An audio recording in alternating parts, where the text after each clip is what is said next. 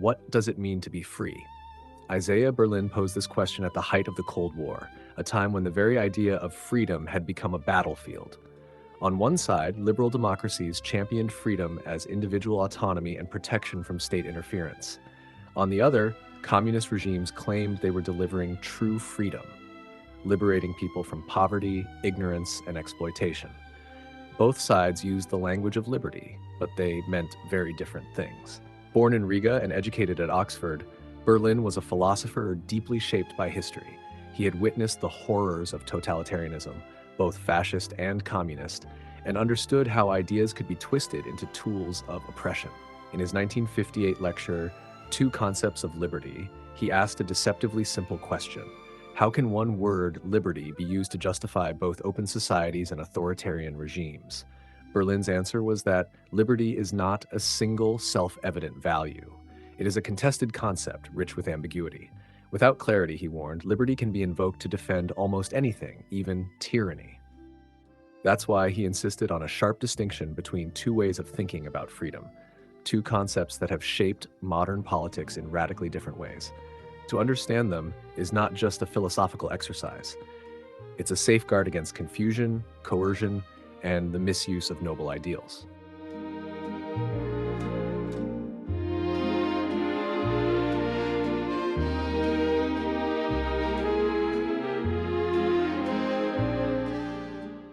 When Isaiah Berlin speaks of negative liberty, he means something deceptively simple, the absence of interference.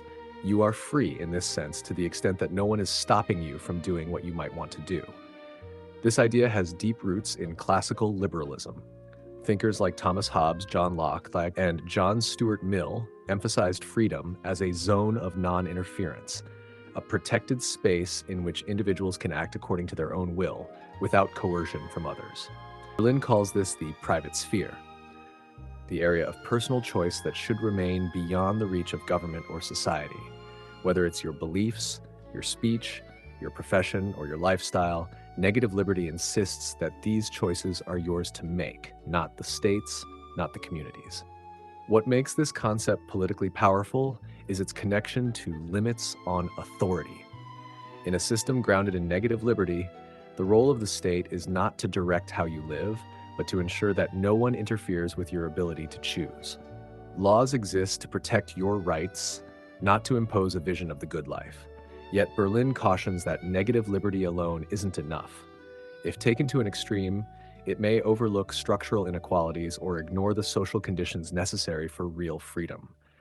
Even so, Berlin sees negative liberty as a vital safeguard against coercion, and a foundational element of any society that seeks to preserve human dignity and individual autonomy.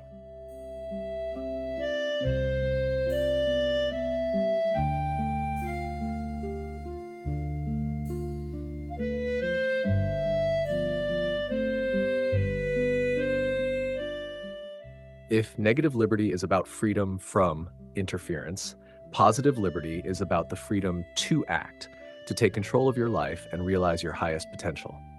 For Isaiah Berlin, positive liberty means being your own master. It's the idea that true freedom isn't just about removing external obstacles, but about overcoming internal ones: ignorance, fear, irrational impulses, and living according to reason, purpose, or moral autonomy. This vision has deep philosophical roots. Thinkers like Rousseau, Hegel, and Marx emphasize that freedom lies in self-mastery, not just independence. Rousseau, for instance, argued that people could be forced to be free if their actions opposed their rational will. Society had a duty to guide them back to their true interests. But here's where Berlin raises a serious warning. The noble ideal of self-realization can slide into justification for control. If someone claims to know your real self better than you do, whether it's a ruler, a party, or a priest, then positive liberty can be used to override your actual choices in the name of your supposed best interest. What begins as empowerment can turn into paternalism, and when extended to the collective, when the state says it embodies the rational will of the people, liberty can be twisted into obedience. History has shown that in the name of positive liberty, freedoms have been crushed, dissent silenced, and coercion rationalized as moral duty. Berlin doesn't reject positive liberty outright. He recognizes its appeal, especially in the struggle against domination by passions, ignorance, or exploitation. But he insists it must be handled with extreme caution. For all its uplifting language, positive liberty carries a dangerous potential, the risk that in trying to free us, others may end up ruling us.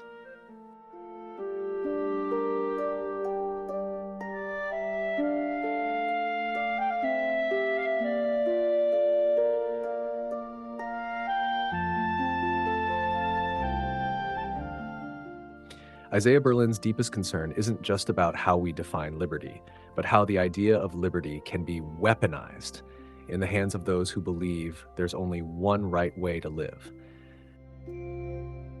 This is the danger of monism, the belief that there exists a single universal truth to all moral and political questions, a perfect blueprint for how every society should be organized, how every person should live. For Berlin, monism is the philosophical root of tyranny. When liberty is redefined through a monist lens, especially positive liberty, it can become a justification for coercion.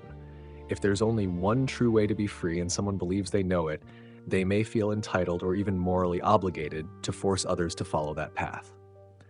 This is how the rhetoric of freedom has often been used to crush real freedom. In the 20th century, authoritarian regimes, both fascist and communist, invoked lofty ideals of liberation and self-realization while denying people the right to dissent, to choose, to live differently. Coercion was rebranded as education, re-education, or moral guidance. As Berlin put it, everything is justified in the name of the real self. To counter this, Berlin offers a powerful alternative: value pluralism.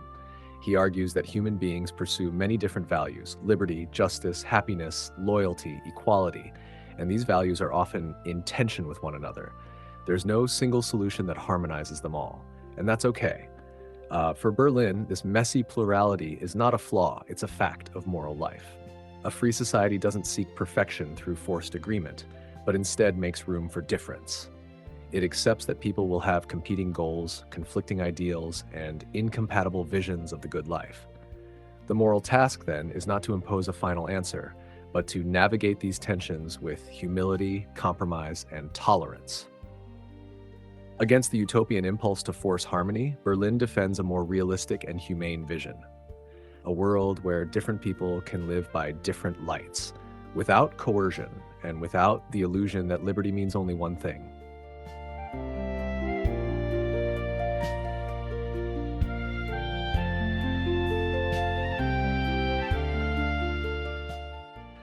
So how should we choose between these two kinds of liberty? Or can we? Berlin doesn't say we must reject one entirely in favor of the other. Instead, he urges us to recognize that liberty is a contested, plural ideal. Both negative and positive liberty have value: freedom from interference and freedom to act with purpose. But they also pull in different directions and can come into conflict. The danger arises when we treat one concept as absolute. Positive liberty, in particular, must be handled with care. Its noble goal, empowerment through self-mastery, can easily morph into a justification for imposing values on others. That's why Berlin calls for liberal humility, an attitude that respects freedom, not as a single fixed truth, but as something that must be negotiated in diverse, pluralistic societies. A free society doesn't need a perfect answer. It needs the ability to live with disagreement, to protect private spaces while enabling public participation, and to resist any ideology that claims to own the meaning of freedom. For Berlin, liberty is not a finished blueprint, but a continuous balancing act, one that requires vigilance, openness, and a deep respect for human variety. That's the challenge he leaves us with: to defend freedom, not by choosing sides, but by safeguarding space for different ways of being free.